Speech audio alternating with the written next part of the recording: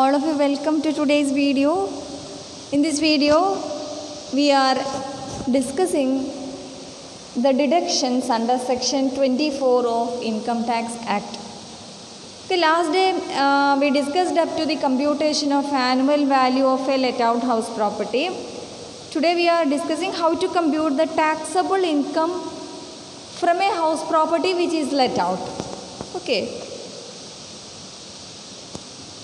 So while computing the income from house property, first of all you have to compute the gross annual value of the property, from which you can deduct the local taxes paid by the owner of the property during the previous year. The important thing is that should be paid by the owner and that should be paid during the year, irrespective of the year to which the taxes relate. Means you can deduct the total amount of local tax, municipal taxes paid by the owner during the previous year. Second item that you can deduct is the unrealized rent. That is the rent which cannot be realized by the owner of the property, which is allowed to be deducted if conditions of Rule 4 are satisfied. There are certain conditions to be fulfilled for deducting unrealized rent. So if these two items are deducted from gross annual value, the resulting figure will be your annual value or net annual value. From the annual value, you have to deduct certain deductions under section 24. So that is the important part of today's discussion. So under section 24, the first item you are deducting is the standard deduction, that is equal to 30% of your annual value. Annual value is the last item we computed here, from which you have to deduct 30% of the annual value as standard deduction. Second item is the interest on capital, interest on loan taken for the purchase, construction or repair of the house property. Interest എന്ന് പറയുമ്പോൾ there are two interest amounts you can deduct. First one is current year's interest, second one is pre-construction interest. So pre-construction interest you can deduct up to 1/5. So what are the items which you are deducting? First one is 30% of annual value, second one is interest on loan taken for purchase, construction or repair of the house relating to the previous year, interest on loan taken for the period prior to the previous year in which the house is completed is also allowable in 5 equal annual installments. If these three items are deducted from annual value, the resulting figure will be your taxable income from house property. അപ്പോൾ ഒന്നും കൂടെ നിങ്ങൾക്ക് മനസ്സിലാകാൻ വേണ്ടിയിട്ട് പറയാണ്, gross annual വാല്യൂവിൻ്റെ computation ഞാനിന്ന് വീണ്ടും discuss ചെയ്യുന്നില്ല. ഗ്രോസ് ആനുവൽ വാല്യൂ എന്ന് local tax paid by the owner you can deduct. എന്താണ് condition? Should be paid by the owner of the house property. രണ്ടാമത്തെ കാര്യം, ഈ വർഷം ഈ പ്രീവിയസ് ഇയറിൽ നമ്മുടെ പ്രീവിയസ് ഇയറിൽ ഏതൊക്കെ വർഷത്തെ അടച്ചു എന്നുള്ളത് നമുക്ക് പ്രശ്നമല്ല. എത്ര എമൗണ്ട് ഈ വർഷം അടച്ചു, total municipal taxes that full you can deduct. Unrealised rent conditions of rule 4 satisfy ചെയ്യണം. എന്ന് വെച്ചാൽ നിങ്ങളുടെ ടെനൻസി ബോണഫൈഡ് ആകണം, നിങ്ങളുടെ defaulting tenant has vacated your property, അല്ലെങ്കിൽ you take some steps to get the property vacated and you take all the legal proceedings for collecting the unrealised rent. Otherwise you have to convince your assessing officer that the legal proceedings or the measures taken for collecting the unrealized rent is a waste. അത് നിങ്ങൾ convince ചെയ്ത് കഴിഞ്ഞാൽ conditions of rule 4 നിങ്ങൾ satisfied ആണ്, you can deduct the unrealised rent also. ഇപ്പോൾ കിട്ടിയ ഫിഗറാണ് annual value of the property which is let out. അതിൻ്റെ അകത്തുനിന്ന് നമ്മൾ ആദ്യം ഡിഡക്ട് ചെയ്യുന്നത് നമ്മളിപ്പോൾ കമ്പ്യൂട്ട് ചെയ്ത് വെച്ച ആനുവൽ വാല്യൂവിൻ്റെ 30% സ്റ്റാൻഡേർഡ് ഡിഡക്ഷൻ. രണ്ടാമത്തെ ഐറ്റം എന്ന് പറയുന്നത് ഇൻട്രസ്റ്റ് ആണ്. ഇൻട്രസ്റ്റ് എന്ന് പറയുന്നത് രണ്ടെണ്ണം ഉണ്ട്. കറൻറ്റ് പ്രീവിയസ് ഇയറിൻ്റെ interest fully you can deduct from the annual value. Current previous year's interest നമ്മൾ എന്തിനാണ് എടുക്കുക? ഒരു ബിൽഡിംഗ് ഉണ്ടാക്കണം എന്നുണ്ടെങ്കിൽ നമ്മൾ ലോൺ എടുത്തിട്ടുണ്ടാവും. ഇപ്പോൾ വീടൊക്കെയാണ് വെക്കുന്നതെങ്കിൽ ഹൗസിംഗ് ലോൺ അവൈൽ ചെയ്തിട്ടുണ്ടെങ്കിൽ കറൻറ്റ് ഇയറിൻ്റെ interest fully you can deduct housing ലോണിൻ്റെ ഇൻട്രസ്റ്റ്. പ്രീ കൺസ്ട്രക്ഷൻ ഇൻട്രസ്റ്റ് എന്ന് പറഞ്ഞിട്ടുണ്ടെങ്കിൽ that is related to the previous year prior to the previous year in which the house was constructed or the construction was completed. അപ്പോൾ അത് മാത്രമേ ഇതിൽ കമ്പ്യൂട്ടേഷൻ്റെ ഒരു case വരുന്നതുള്ളൂ. That is allowable in 5 equal annual instalments. ഇപ്പോൾ construction complete ചെയ്യുന്ന previous year വരെയുള്ളത് ടോട്ടൽ ഇൻട്രസ്റ്റിനെ നമ്മൾ എന്ത് പറയുക, പ്രീ കൺസ്ട്രക്ഷൻ ഇൻട്രസ്റ്റ് എന്ന് പറയുക. That full pre construction interest is divided by 5. എന്നിട്ട് അതിൽ ഓരോ ഇൻസ്റ്റാൾമെൻറ്റ് നിങ്ങൾക്ക് എന്ത് ചെയ്യാം, ഡിഡക്റ്റ് ചെയ്യാം. അപ്പോൾ നമ്മളുടെ previous year 1/5 of the pre construction interest U can deduct. അപ്പോൾ 5 വർഷം കഴിഞ്ഞിട്ടുണ്ടെങ്കിൽ പിന്നെ അത് ഡിഡക്റ്റ് ചെയ്യാനില്ല. 5 വർഷം ആകുമ്പോഴേക്ക് 5 വർഷം ആയാൽ എന്താകും, ഫുൾ പ്രീ കൺസ്ട്രക്ഷൻ ഇൻട്രസ്റ്റിന് നിങ്ങൾക്ക് ബെനിഫിറ്റ് കിട്ടിക്കഴിഞ്ഞു. നിങ്ങൾ ഓൾറെഡി ഫുള്ള് ഡിഡക്റ്റ് ചെയ്ത് കഴിഞ്ഞു. അപ്പോൾ അത് കഴിഞ്ഞിട്ടുള്ള പിന്നെ വരുന്ന previous ഇയേഴ്സിൽ you are not eligible for deducting the pre-construction interest. Up to 5 years you can deduct the pre-construction interest. So that is clear. അത്രയാണ്. ഇനി നമുക്ക് ഒരു പ്രോബ്ലം നോക്കാം. This is the question. Sri Sharada Prasad has a house property let out for residential purposes. The following are the details of the property let out. Municipal rental value 8,500 per month. Actual rent realized 9,000 per month. Rent payable under the Rent Control Act rupees 8,500 per month. The rent payable for a similar house is rupees 9,000 per month. He has paid 15% of the municipal valuation as local taxes and 2% of valuation as education and health cess. The construction of the property began in September 2014 and completed in February 2017. മനസ്സിലായല്ലോ. Property വീടിൻ്റെ construction start ചെയ്തത് September 14 completed in February 2017. He had borrowed a loan for the construction of the house property on which he has paid rupees 2 lakhs as interest up to 31st March 2016 and rupees 50,000 as interest during the previous year. ഇപ്പോൾ total interest ഇതുവരെ അടച്ചത് 2,50,000 ആണ്. Fire insurance premium paid rupees 2,000 per annum. These are the details given. What we are required to compute the income from house property for the assessment year 2021.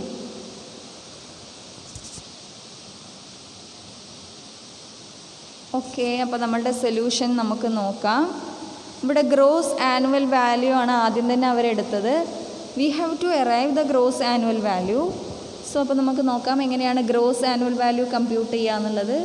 Gross annual value compute ചെയ്യുമ്പോൾ you remember the definition of annual value given under section 23(1).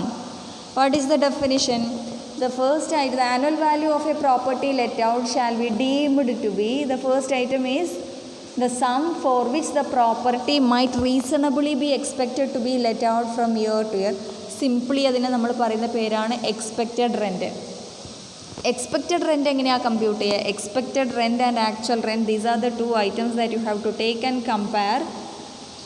ഏതാണോ കൂടുതലുള്ളത്, whichever is more is taken as the gross annual value. അപ്പോൾ expected rent compute ചെയ്യാൻ നമ്മൾ എന്തൊക്കെ ചെയ്യണം? Rent control act പ്രകാരം standard rent is fixed in this case. അപ്പോൾ നമ്മൾ municipal value or fair rental value whichever is more subject to standard rent, അതാണല്ലോ പഠിച്ചത് അല്ലേ. Municipal value is 8,500 per month. Fair rental value is 9,000 per month. Whichever is more is taken എന്ന് വെച്ചാൽ fair rental value 9,000 അതാണ് കൂടുതൽ, that is taken. But that can never be more than that of the standard rent. അപ്പോൾ subject to standard rent 8,500 per month. അപ്പോൾ അവിടെ expected rent എന്ന് പറയുന്നത് 8,500 per month ആണ്. ആദ്യം നമ്മൾ municipal value fair rental value compare ചെയ്തു. ഏതാണോ ഹയസ്റ്റ് ഉള്ളത് എടുത്തു, that is 9,000. That is subject to standard rent 8,500 per month. അപ്പോൾ മാക്സിമം നമുക്ക് എക്സ്പെക്റ്റഡ് റെൻ്റ് ആക്കാൻ പറ്റുക 8,500 per month ആണ്. അതാണ് എക്സ്പെക്റ്റഡ് റെൻറ്റ്. ആക്ച്വൽ റെൻറ്റ് എന്ന് പറയുന്നത് 9,000 per month ആണ്. So that is the item which is more than that of the expected rent. Gross annual value എന്ന് പറയുന്നത് എന്താണ്? Expected rent or actual rent which ever is more. Expected rent is 8,500 per month, actual rent is 9,000 per month. So 9,000 per month is more, that is the gross annual value of the property. For gross annual value is 9,000 into 12, 1,08,000. ഒരു വർഷത്തേക്കാണല്ലോ നമ്മൾ let out ചെയ്യുന്നത്, full year tenant occupy ചെയ്തിട്ടും ഉണ്ട്. From the gross annual value you can deduct two items: municipal taxes paid by the owner during the previous year and unrealized rent. അല്ലേ? അപ്പോൾ unrealised rent ഇവിടെ ഇല്ല, അപ്പോൾ municipal tax മാത്രമേ deduct ചെയ്യാനുള്ളൂ. എന്താണ് മുനിസിപ്പൽ ടാക്സിനെ കുറിച്ച് പറഞ്ഞത്? He has paid 15% of municipal valuation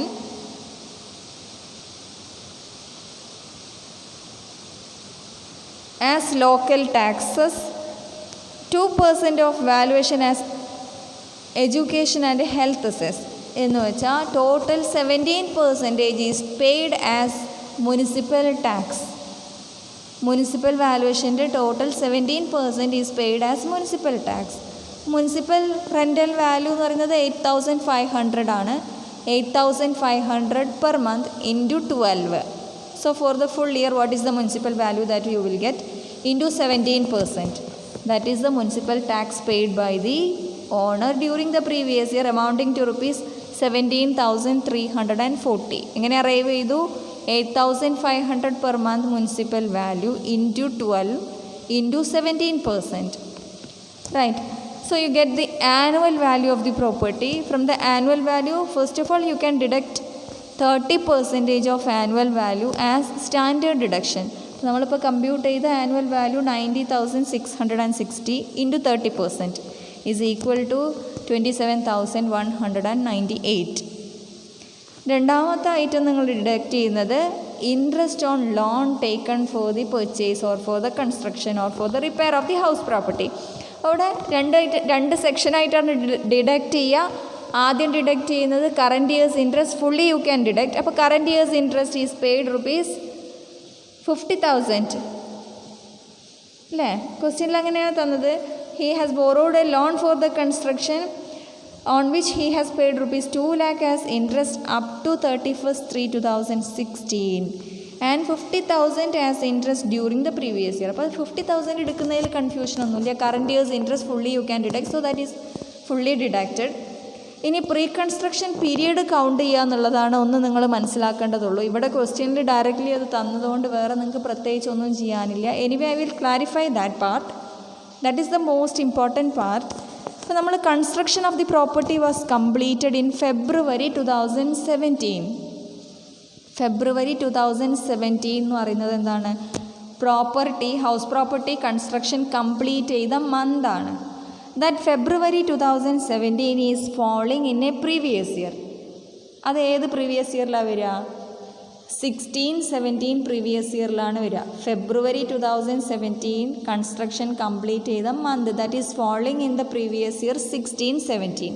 ഒന്നും കൂടെ ഡീറ്റെയിൽ ആയിട്ട് പറഞ്ഞാൽ 1st April 2016 to 31st March 2017 എന്ന് പറയുന്ന പ്രീവിയസ് ഇയറിലാണ് ഈ കൺസ്ട്രക്ഷൻ കംപ്ലീറ്റ് ചെയ്ത മന്ത് ഫോളോ ചെയ്യുന്നത്.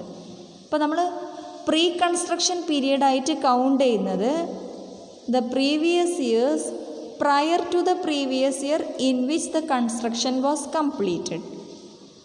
എന്ന് വെച്ചാൽ നമ്മളുടെ കൺസ്ട്രക്ഷൻ കംപ്ലീറ്റ് ചെയ്ത previous year starts from 1st April 2016 ending on 31st March 2017. Pre construction period എന്ന് പറയുന്നത് നമ്മളിപ്പോൾ എഴുതിയ പ്രീവിയസ് ഇയർ ഉണ്ടല്ലോ, 1st April 2016 തൊട്ട് മുന്നേ ഉള്ള തലേ ദിവസം ഏതാ 31st March 2016. ഇപ്പോൾ 31st March 2016 വരെ നിങ്ങളുടെ പ്രീ കൺസ്ട്രക്ഷൻ പീരിയഡാണ്. എന്ന് മുതൽ എന്നാണോ? Starts from the date on which you availed your loan, housing loan. നിങ്ങൾ ലോൺ എടുത്ത ഡേറ്റ് തൊട്ട് ഇപ്പോൾ നമ്മൾ എഴുതിയ ഡേറ്റ്, അതായത് കൺസ്ട്രക്ഷൻ കംപ്ലീറ്റ് ചെയ്ത പ്രീവിയസ് ഇയറിൻ്റെ തൊട്ട് മുന്നേ ഉള്ള ഡേ വരെ പ്രീ കൺസ്ട്രക്ഷൻ പീരിയഡാണ്. ആ പ്രീ കൺസ്ട്രക്ഷൻ പീരിയഡിൻ്റെ interest normally in problems you have to work out. Here that is given in the question, that is rupees 2 lakhs. അപ്പോൾ അതിനെ നമ്മൾ എന്താക്കണം? 5 ഈക്വൽ ആനുവൽ ഇൻസ്റ്റാൾമെൻറ്റ്സ് ആയിട്ട് നിങ്ങൾക്ക് ഡിഡക്റ്റ് ചെയ്യാം. അപ്പോൾ ഈ വർഷം നിങ്ങൾക്ക് എന്ത് ചെയ്യാം, ഒരു ഇൻസ്റ്റാൾമെൻറ്റ് ഡിഡക്റ്റ് ചെയ്യാം. അപ്പോൾ ഡിഡക്ഷൻ സ്റ്റാർട്ട് ചെയ്യുക ഏത് വർഷം മുതലാണ്? നിങ്ങൾ 2016 31 മാർച്ച് വരെയാണ് പ്രീ കൺസ്ട്രക്ഷൻ പീരീഡായിട്ട് കൗണ്ട് ചെയ്തത്. അപ്പോൾ ആദ്യത്തെ വർഷം നിങ്ങൾക്ക് 16-17 നിങ്ങൾ ഒരു എമൗണ്ട് ക്ലെയിം ചെയ്തിട്ടുണ്ടാവും, പിന്നെ 17-18 ക്ലെയിം ചെയ്തിട്ടുണ്ട്, 18-19 ക്ലെയിം ചെയ്തിട്ടുണ്ട്, 19-20 പ്രീവിയസ് ഇയറിൽ ക്ലെയിം ചെയ്തിട്ടുണ്ട്. എന്ന് വെച്ചാൽ നമ്മളുടെ പ്രീവിയസ് ഇയറിൽ 4ാമത്തെ ഇൻസ്റ്റാൾമെൻറ്റാണ് നമ്മൾ ക്ലെയിം ചെയ്യുന്നത്. 2021 പ്രീവിയസ് ഇയർ, അടുത്ത വർഷം നമ്മൾ എന്ത് ചെയ്യും, ഒരു ഇൻസ്റ്റാൾമെൻറ്റും കൂടെ ക്ലെയിം ചെയ്ത് കഴിഞ്ഞാൽ pre construction interest fully you claimed. 21-22 ആകുമ്പോൾ 21-22 പ്രീവിയസ് ഇയർ ആകുമ്പോൾ you are not allowed to claim the pre-construction interest as it is already fully deducted, right? അപ്പോൾ അങ്ങനെയാണ് പ്രീ കൺസ്ട്രക്ഷൻ ഇൻട്രസ്റ്റ് കമ്പ്യൂട്ട് ചെയ്യേണ്ടത്. എന്താ ചെയ്യേണ്ടത്? പ്രീ കൺസ്ട്രക്ഷൻ ഇൻട്രസ്റ്റ് കമ്പ്യൂട്ട് ചെയ്യുമ്പോൾ first of all you have to identify the year, the previous year in which the property was completed. The month is falling in a particular previous year in which the construction was completed. You can take starting date is the availing date of the loan up to the previous year, prior to the previous year in which the construction was completed as pre-construction period. That pre-construction period's interest is deducted in 5 equal annual installments. So that's all about deductions under section 24, and that's all about the computation of taxable income from house property which is let out. Next day onwards we are moving to buildings self-occupied by the assessee for residential purposes. So hope it is clear to you, so that we can stop. You can go for the solution. Pre-construction ഇൻട്രസ്റ്റും കൂടെ നമ്മൾ minus ചെയ്താൽ your income from house property is -26,538. Means that is a loss from house property. ഇതിലേതെങ്കിലും item ഇനി clear ആവാത്തതുണ്ടോ? Gross annual value, deductions under section 24, previous year interest, current previous year's interest fully you can deduct. Pre-construction interest is allowed in 5 equal annual installments. എല്ലാം കൂടെ deduct ചെയ്താൽ you get the income from house property. Here there is a loss from house property of rupees 26,538. Okay.